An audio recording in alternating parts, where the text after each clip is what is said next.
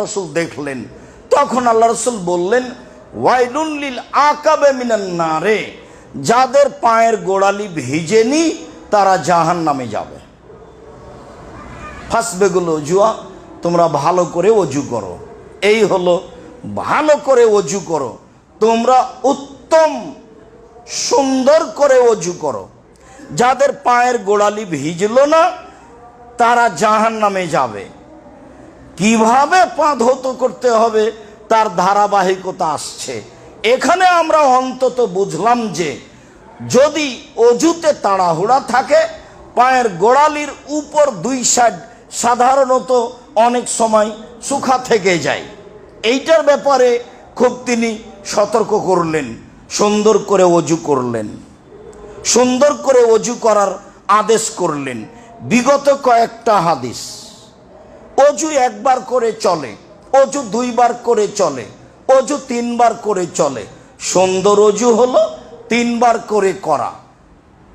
একটা অঙ্গ ধুইতে গিয়ে যদি 5 বার 7 বার পানি লাগে তবুও লাগুক, আপনি সুন্দর করে ধৌত করবেন, তারপরে আবার পানি দিবেন, এ হলো দ্বিতীয়বার ধোয়া। আবার পানি দিবেন ধোয়া জায়গায়, এ হলো তৃতীয়বার ধোয়া।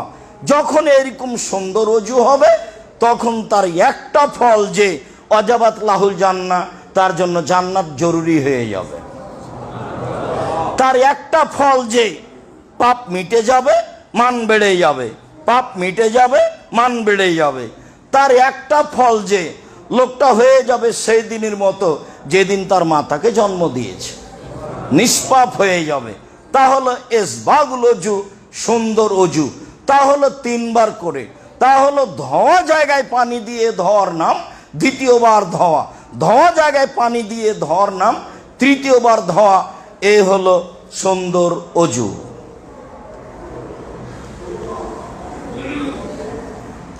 আবু হাইয়া রাদিয়াল্লাহু তাআলা আনহু বলেন, রাআইতু আলিয়ান ইয়াতাওয়াদ্দাউ, আমি আলী রাদিয়াল্লাহু তাআলা আনহুকে অজু করতে দেখলাম।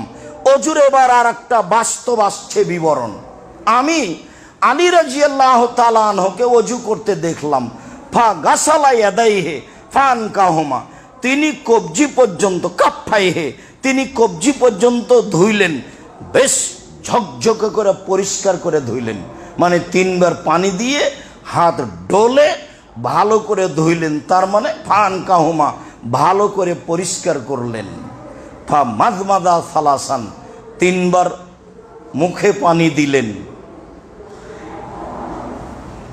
তারপরে অস্তান সারা সালাসান,